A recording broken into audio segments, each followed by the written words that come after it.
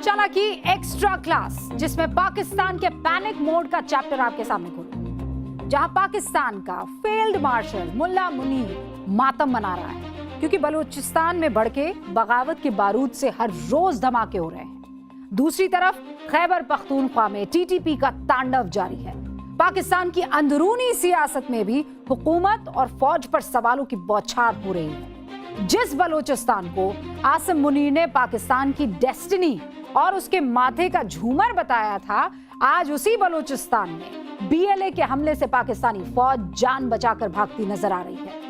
अपनी फौज के पांव तले जमीन खिसकती देख मुनीर ने एक बार फिर डींगे हाँकना शुरू कर दिया। कह रहे हैं पाकिस्तानी फौज को अनस्टेबल करने की कोशिश कर रहे विदेश समर्थित प्रॉक्सी को जरूर हरा देंगे हम।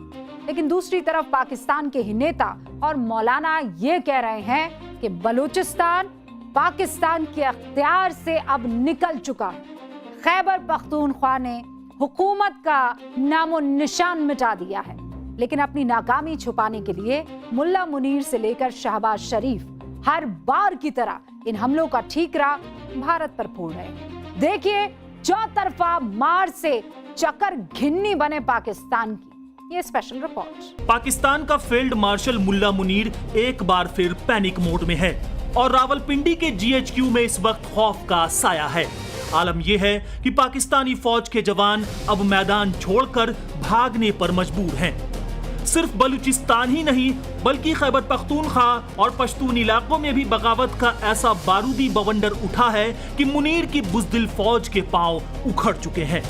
एक तरफ टीटीपी का तांडव है, दूसरी तरफ बीएलए के ताबड़तोड़ अटैक और बीच में फंसी पाकिस्तान की फौज। खैबर पख्तूनख्वा में इससे पहले 24 जुलाई को टांग इलाके में ही आत्मघाती हमलावर और बंदूकधारियों ने पाक फौज के एक चेकपोस्ट पर हमला कर दिया था, जिसमें 16 सुरक्षा कर्मियों की मौत हो गई। इनमें 13 फौजी, 2 पुलिसकर्मी और एक फॉरेस्ट कर्मचारी शामिल था। पाकिस्तानी सेना ने इस हमले के लिए टीटीपी को जिम्मेदार बताया, लेकिन पाक फौज के ठिकानों पर हो रहे हमलों ने मुल्ला मुनीर के सारे दावों की हवा निकाल दी है।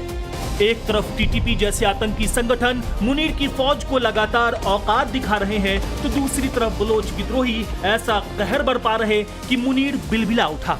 गुरुवार को आसिम मुनीर ने डींगे हाँकते हुए कहा था, विदेश समर्थित प्रॉक्सी बलूचिस्तान में हिंसा और अस्थिरता फैलाने की कोशिश कर रहे हैं, लेकिन सशस्त्र बल उनके मंसूबे नाकाम करेंगे। आतंकवाद और उसके समर्थकों के खात्मे तक अभियान जारी रहेगा और बलूचिस्तान में अस्थायी शांति कायम की जाएगी।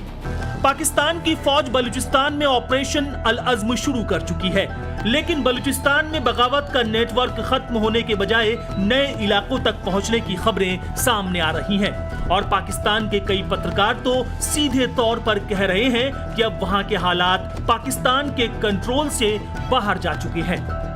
बलूचों के लगातार हमलों ने चीनी कंपनियों में भी डर भर दिया है।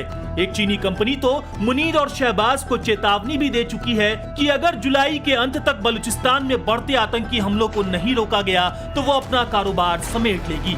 ऐसे में पाकिस्तान में चर्चा हो रही है कि क्या बलूचिस्तान चीन पाकिस्तान का आयरन ब्रदरहुड तोड़ देगा। साफ है कि बलूचिस्तान आसिम मुनीर के लिए सबसे बड़ा सिरदर्द बन चुका है। वही बलूचिस्तान जिसे मुनीर पाकिस्तान का डेस्टिनी बता चुका है, जिसे पाकिस्तान के माथे का झूमर बता चुका है। लेकिन मुनीर के इस झूमर के नीचे बगावत की आग धधक रही है और बलूचिस्तान का विद्रोही संगठन बीएलए मुनीर की सत्ता को खुलेआम चुनौती दे रहा है। पाकिस्तान से आजादी की मांग को लेकर बलूचिस्तान लिबरेशन आर्मी ने बीते कुछ हफ्तों में पाकिस्तानी सेना पर हमले बेहद तेज कर दिए हैं। जुलाई के पहले 2 हफ्तों में कुल 48 हमले कर 40 से ज्यादा सुरक्षा कर्मियों को निशाना बनाया गया। 5 जुलाई को बलूचिस्तान लिबरेशन आर्मी के लड़ाकों ने बलूचिस्तान के ज़ियारत जिले में मंगी बांध की सुरक्षा कर रहे 9 पुलिसकर्मियों को मार दिया था। 8 जुलाई को बीएलए ने पाक फौज की गाड़ी पर घात लगाकर हमला किया, जिसमें 11 पाकिस्तानी सैनिक मारे गए। इसी बीच बीएलए के लड़ाकों ने मस्तुंग जिले में पाकिस्तानी सेना के काफिले को बम से उड़ा दिया, जिसमें करीब 45 जवानों की मौत हो गई थी। मस्तुंग में ही 23 जुलाई को एक जिला जज और उनके सुरक्षा कर्मियों की हत्या कर दी गई। मस्तुंग की इस घटना के साथ ही सवाल ये भी है कि आखिर बलूचिस्तान में पाकिस्तान की हुकूमत कब तक टिक पाएगी, क्योंकि वहां हालात ऐसे हो चले हैं कि बलूच लिबरेशन आर्मी के हमलों के आगे पाकिस्तानी फौज जान बचाकर भागती नजर आ रही है। और इसकी बौखलाहट आसिम मुनीर से लेकर शहबाज शरीफ के बयानों में साफ देखी जा सकती है, जो हर बार की तरह हमलों का बेबुनियाद इल्जाम भारत और अफगानिस्तान पर मर रहे हैं और अपनी नाकामी छिपाने के लिए गीदड़ भपकियां भी दे रहे हैं। मुनीर की गीदड़ भपकियां और शहबाज का रोना देखा आपने, लेकिन अब मियां मुनीर से सवाल पूछे जा रहे हैं कि बयान तो बहुत हो गए, जमीन पर हालात कब बदलेंगे?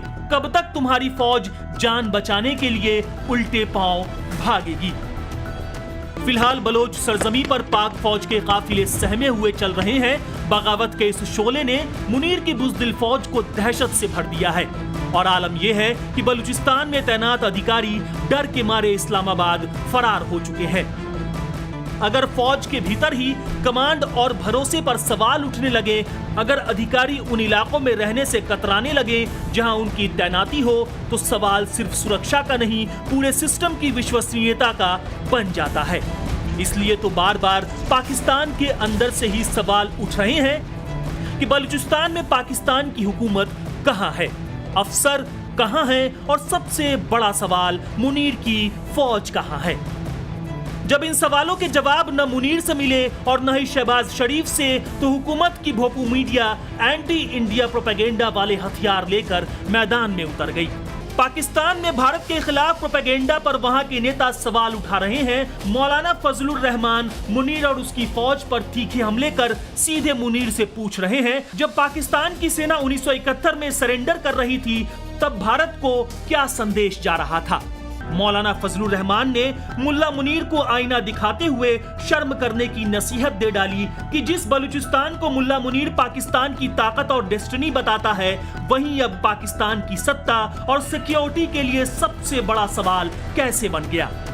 अब तो बलूच नेताओं ने तो पाकिस्तान से आजादी का ऐलान करते हुए अपने देश का नाम रिपब्लिक ऑफ बलूचिस्तान रख दिया है, जिसके बाद पाकिस्तान में ये कमेंट्री चल रही है कि क्या पाकिस्तान के 4 टुकड़े होने वाले हैं। बलूचिस्तान के मुक्ति आंदोलन को पाकिस्तान के जातीय आधार पर बिखरने की शुरुआत माना जा रहा है। खैबर पख्तूनख्वा में भी भारी उथल पुथल है, उधर पीओजेके में भी असंतोष बढ़ रहा है। पीओजेके की बगावत में मुनीर की गोलियां भी फेल हो गई हैं। बलूचिस्तान से लेकर खैबर पख्तूनख्वा तक सुलग रही बगावत की आग ने मुल्ला मुनीर और उनकी बुज़दिल फौज के उस खोखले चेहरे को बेनकाब कर दिया है, जो अब अपने ही अंत की तरफ बड़ी तेजी से बढ़ रही है। आज बलूचिस्तान से उठती आवाजें मुनीर के लिए सिर्फ एक चुनौती नहीं, बल्कि पाकिस्तान के पूरे फौजी निजाम के लिए खतरे की घंटी बनती जा रही है। ऐसे में मुल्ला मुनीर चाहे जितने ऑपरेशन का ऐलान कर ले, शहबाज चाहे जितने बेबुनियाद आरोप लगाए, सवाल अब सिर्फ यही है कि अगर बगावत का ये सिलसिला यूं ही बढ़ता रहा, तो क्या पाकिस्तान के पास उसे संभालने की ताकत भी बचेगी? सबसे बड़ा सवाल ये नहीं है कि मुनीर बगावत को कैसे कुचलेगा, सवाल ये है कि पाकिस्तान खुद को कैसे बचाएगा।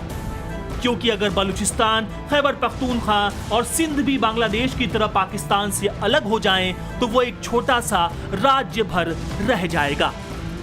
ब्यूरो रिपोर्ट, टाइम्स नाउ नव भारत।